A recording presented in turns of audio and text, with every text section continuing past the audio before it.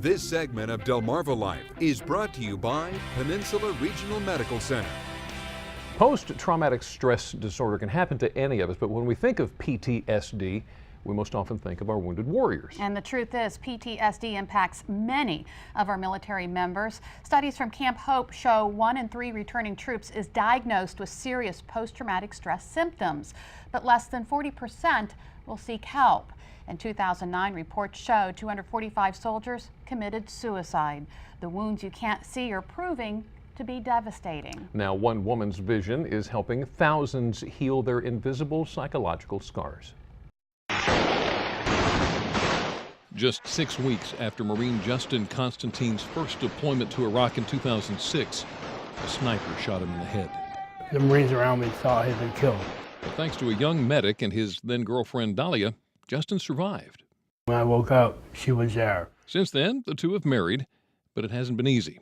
Justin's had 25 reconstructive surgeries, and like 1 in 5 other service members, suffers from post-traumatic stress disorder.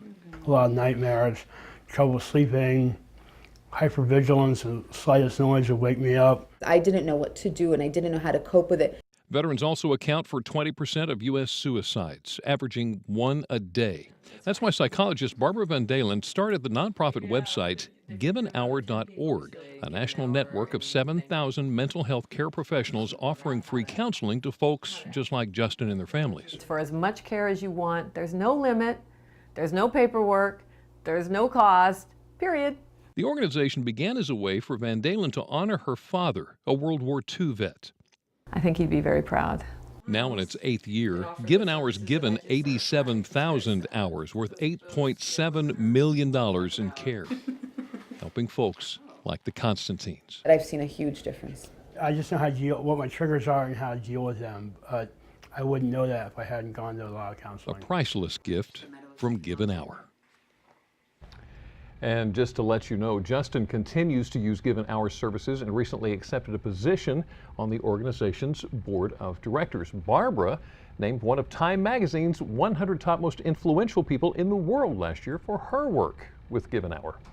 Well, Justin's story is certainly inspirational, but as we heard earlier, PTSD can impact anyone who's gone through a traumatic experience. Michael Finnegan is a psychologist specializing in the treatment of PTSD, and he's also the director of Peninsula Mental Health Services and a member of the Department of Psychology at Peninsula Regional Medical Center. Thanks for joining us this afternoon. Let's start off by telling us more about post-traumatic stress disorder. What exactly is it? Post-traumatic stress disorder is an anxiety disorder, and it's manifested by individuals feeling tense and uptight, hypervigilant like the individual on the video just showed you, as well as engaging in avoidant behaviors and worry. Life has changed. Their perspective on the world, being very nervous, very hyperreactive, is also present. They oftentimes will also have intrusive images, which we call flashbacks, where they'll see the image reappearing, or intrusive dreams.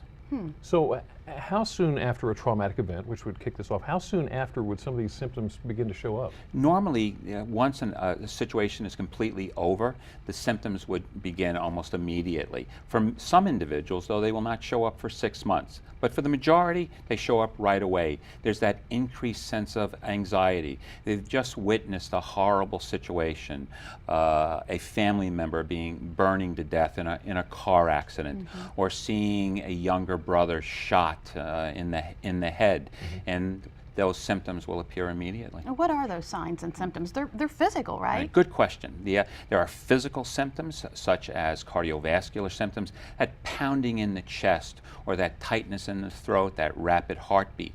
But also they can be spiritual symptoms, questioning their relationship with their God.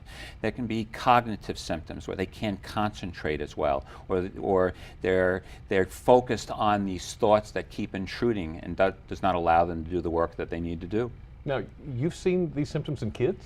Yes, I've seen them in kids and very small children. I saw it in Sri Lanka following the tsunami where 30,000 people were killed. I had a 9-year-old little girl who had witnessed the death of many people right in front of her. She was pulled from the raging waters of the receding sea by her mother, but she was doing coloring, and she showed the dead bodies in the water floating and people desperately holding on to the trees. Wow. And so children will show PTSD in a slightly different way. Sometimes they won't have all of that arousal, but that it will intrude on their play. But yes, it does happen to children. They're more resilient? Yes. Children tend to be very resilient. And so it has to do with their concept of time. And with small children, out of sight, out of mind, and they move on. But there's a lifetime prevalence for individuals from birth to 79 years of age of 7.9% of the population will experience PTSD. Wow.